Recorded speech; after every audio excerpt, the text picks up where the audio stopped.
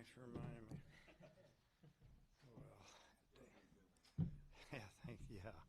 Man.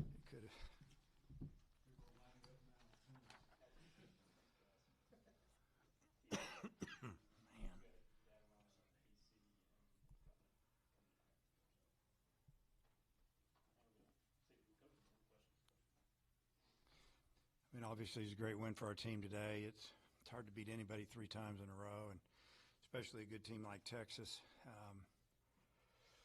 We didn't get off to a good start. They started a 2-out rally and then had a change up out of the park, and all of a sudden we're down 3-0. And then we got the Lloyd brothers single and homer, and we're right back in it. Then gave them another run back, and we had a couple 3 pretty good innings there. I think we scored 4, we scored 3. They scored 3, and I mean, it's just back and forth. I kept telling our guys, no lead safe today with the way the wind's blowing, the air's thin, the ball's really traveling. And I thought Dylan Carter came in and did a nice job of settling things down. He was starting to get a little tired. Pitch count was getting up, and obviously we ended up going to Fouch. And I mean, his misses were so close from the side. It looked like I had a frustrated catcher, and like we thought maybe some of those pitches were strikes. They're probably 50-50 balls. He just didn't get any of them, I don't think, there in the 8th, but came in and threw pretty good there. Had good velocity. Really didn't have a secondary pitch, and he's been doing well with that. But starting with the game with Landon, I thought he threw the ball okay. Pitch count got up, and so we just went and got him and gave us 4 innings, gave up four runs, and 4 hits, 4 of everything it looked like. And we had a bullpen full of fresh arms, and we just thought we'd mix it up a little bit, and it worked out. Today offensively it was a lot of patience at the plate, 3-2 walks, fouling balls off, a walk, home run, a walk, a home run. And I think we scored all of our runs except that last run on home runs. And that's a good job by the offense, getting pitch counts up, fouling off pitches and taking a walk, and then we'd have a big swing. And obviously Reese Robinette had his best game ever as a Razorback, and I think he drove in 6 runs and hit a curveball or a changeup over the scoreboard that was huge for us. And that came right after we let a ball drop in right field. Right fielder's ball, wind's blowing that way. He needed to take control of that play, and almost didn't hurt us. But then they single up the middle with 2 outs, 2 strikes, and then the next guy hits a homer, and they score 3 runs. And they ended up being earned runs because I guess it was nobody touched it, but really we gave them 4 outs that inning, and they took advantage of it. So, but a great win on a game 3 on a Saturday. Robinette, I know injuries have kind of opened the door for him lately, but earlier in the year he wasn't even playing really much in midweek games. Just what have you seen differently from him that's led to him getting some more playing time lately? What you guys saw, he's been swinging the bat a lot better. I mean, his batting practice got better a couple weeks ago. He's kind of like, wow, starting to let it go a little bit, hitting the ball on the line. It's all about the offense. Defense has always been good. I mean, he's a first baseman that can play third, so that tells you something. That he's got good hands. He can pick the ball. He's a really good target to throw to. And this weekend what I did is I just started him against the right-handers and started Rocco against the lefty, and then would get Reese in maybe for defense if we had the lead, just because he's a lot better target to throw to. Reese had the big home run at LSU a couple of years ago, redshirted last year. What's it say about him that he sticks around? To this day and age, guys could easily hit the portal. Just kind of, what's it say about him? Yeah, I mean, last year we told him after fall ball of his second year that just didn't see a lot of playing time. We didn't want him to leave, but we told him if we understand if you do go to if you go to junior college, maybe we'll get you back, and but if not, we'll just get you stronger. And he decided that's what he wanted to do. Went out and played pretty well this past summer. I think in the New England Collegiate League or one of those over there, and made the All-Star team. Played a lot of third base. Come in the fall, didn't have a great fall, nothing special, not bad, but just nothing that really lit you up. And yeah, and then now it's like the light came on the last couple of weeks, and confidence, once you got those 2 doubles in that midweek game, a couple opposite field hits, and, he's just been swinging the bat a lot better. Any extra satisfaction, just what you guys did today to Grubbs and Relentless, 2 guys that have been so good in the SEC this year? Well, it doesn't matter who it's against or, the name of the pitcher. It might to the players because, it's just competition. But those 2 guys have been incredible. And one throws right, one throws left. Lefty hadn't been hit really all year. And I think we wore him down a little bit. We laid off some pitches after the first time around. His first hitter he faces is Davalon, a left-hander, and he threw a, perfect fastball away and then 2 nasty curveballs and it was over. And the next time Davalon hit the ball over 400 foot off of him and gave us 3 more runs. That was a great at bat. But, we're just proud that we fought back because, early it wasn't looking great. And, we knew what they had left in the bullpen. We thought they might bring Relentless in even sooner than they did. And but as far as, getting on Burns a little bit, there's a case that we really weren't singling. He walked a couple of times. We had a homer. Walked us. We had a homer. And I think at one time our first 6 runs were all, 2-run homers. So just a really good job by the offense. And again, it doesn't matter who's pitching for the other team. We're just trying to score. What can you attribute all the walks this weekend to? Good approaches at the plate, just good scouting. How because it clearly made a huge difference, all the free passes that you guys had this weekend. I'm sure, you go over what their tendencies are. You look at some film, see some things. But I think just a good job by our hitters, having really good discipline. And unless they had 2 strikes on them, they weren't swinging unless they got a pretty good pitch to hit. So borderline pitches, you'd lay off. They call it a ball. It's a good thing. If not, then you got to fight with 2 strikes or whatever. But just staying in the zone. We did a great job of really getting their pitch count up, and I think frustrating them a little bit that we weren't swinging. You talked about Robin at first base. Do you like this defensive alignment with Kozel at second and him at first? Yeah, it's fine. They're both solid, and they both hit left-handed, throw right, and they both can play multi-positions, and that's what we have right now. So proud of the way they played. Pretty big reaction from your team out there in the outfield after they won today. Just how much do you think this series meant to them? Well, we needed to win the series. We lost 3 in a row. It's like I said a couple weeks ago, it's life in the SEC. It's tough, and about the time you think you got it figured out, somebody will get you 3 times on the weekend. And players are good. All the teams have good players, good pitchers, and to lose 3 in a row, that was tough. But we're playing really good teams. It didn't go our way. Nobody swept us. We just kept hanging in there, find a way to win a game, almost win another one, and we didn't do it.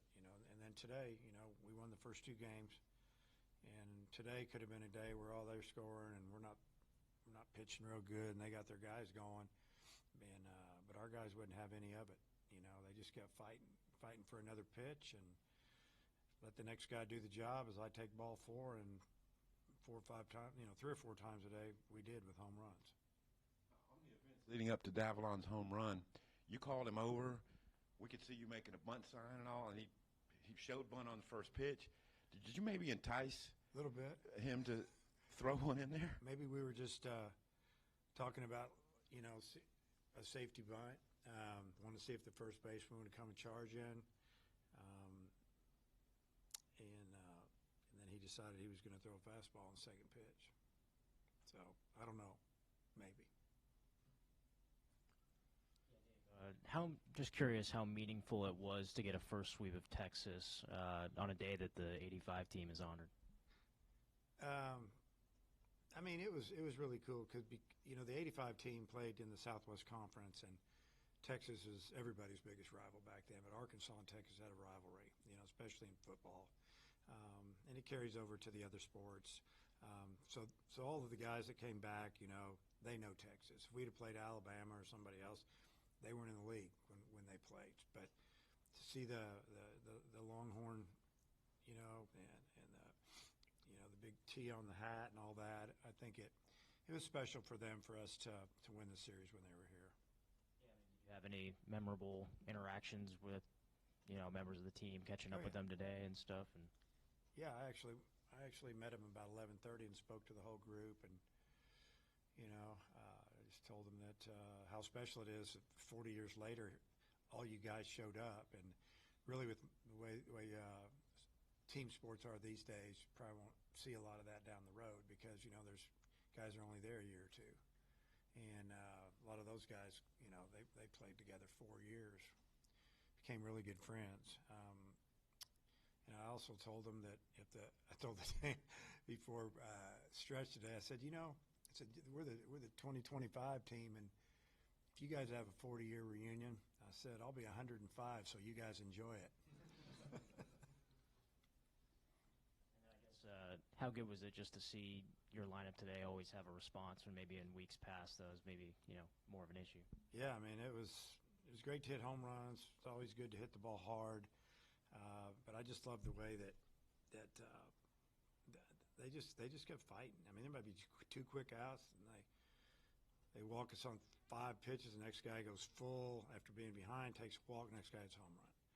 I mean, if I'm in the other dugout, I'm thinking this is unbelievable. How quick this happened. You know, we're 1 pitch away from being in the dugout. Next thing you know, they hit a 3-run homer and spread the lead a little bit more, and or get back in it, or whatever the case may be. Because that's kind of what happened when they hit the 3-run homer, and then they get 2 outs, and Vahiva singles, and then he leaves a breaking ball up, and all of a sudden it's 3-2, and they're probably thinking, wow.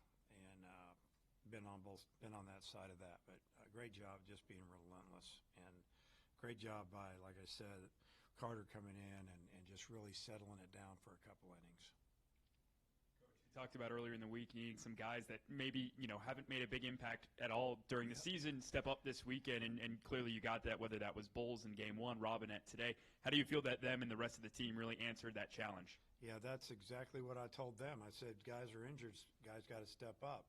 If you've been playing a lot, you got to play a little better, and if you haven't played, you got to help us. And you know, those 2 position players did a tremendous job, and you know, just really happy for them. You know, they're both really good teammates. Players really like them. Pulling for them, you can tell in the dugout, you know. And when Reese hit the first home run, the dugout went nuts. That was his first home run of the year. And then the second home run, he's made up for not hitting many, and hit 2 at once, it looked like to me. That ball was crushed. And that was a big swing for us. So it's exciting. You know, and Bowles hit that 2-run homer on Thursday night. Nobody had done anything. We didn't know what was going to happen in this series, and all of a sudden we had a 2-0 lead in the second. Really lit the dugout up as well. Yeah. That play in right field that dropped in, is that one where you'd like Vahiva not to sprint all the way out there and just? Well, I appreciate his effort. You know, because you have a second baseman and the ball straight over his head going back. Really hard play. Vahiva's going at an angle, and I get it. And you know how great he can play. You know. But the right fielder can settle that whole thing down by calling everybody off. So I'm not going to tell Vahiva not to go over there. I mean, who knows if the right fielder didn't misread it and break back or whatever. But in that case, the right fielder just got to – it's like that's his playground, man. This is my area. I got it. Ball is what we say. And they were probably both waiting for him to say something, and he probably didn't say anything. That's my guess. Thomas, he hit his 8th home run of the year, I mean, from the 9-hole. I mean, how much of a boost is that power from the bottom of the lineup? And has he maybe even surprised you a little bit with his production this season? Well, he did it last year in junior college, and, you know, we knew their coach real well, one of their coach real well. He's got a lot of power. We didn't want him. It wasn't all about hitting home runs. We wanted him to get on base, and that's what he's done a great job. I mean, the walks, the innings he started. But if you make a mistake, you can hit it out of the park, and he's hit. I mean, he had a couple at Vanderbilt that were huge that weekend, and you know, just he's strong. You got a little thump in there, and that's what you want. You want 1 through 9 to be able to hit it over their head, and but he's got some speed too. He can steal a base. I mean, he could hit lead off 2-hole, and but we like him down there. We say he's our second leadoff man. With Vahiva, He seems just every weekend, whether it be in the field or at the plate, there's a lot of talk about maybe player of the year type deal for him. I mean, what do you think about maybe how he fits into that and this type of season that he's having? Well, he plays a position that's very hard to play, and play shortstop and hit like that. I think it's special because, I mean, the guy's fielding unbelievable. He made a throwing error yesterday. The ball was soaking wet, took off on him a little bit, but I mean, he just makes play after play. He's also a threat to. He can drive the ball the other way. You make a mistake, like he hit a ball seemed like 500 foot to the pull side at Florida. He hit one over the dead, the batter's eye. That's as hard a ball as I've ever seen hit in college at Georgia to tie that game, dead center, and he can also go the other way. I mean, he's having a great year, and it's just kind of who he is, what he does, and don't want to put any of that type of pressure on him. He's just really valuable to us. I know that. You feel like he's like pushing the team forward in some games?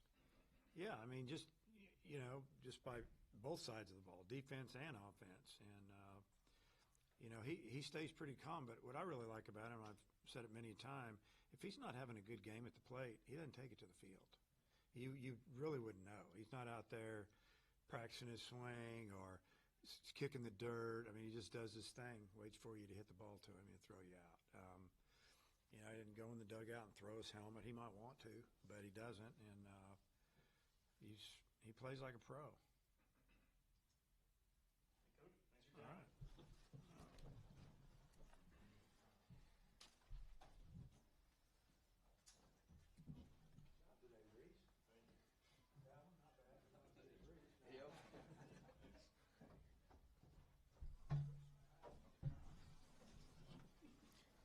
You get front and center, baby.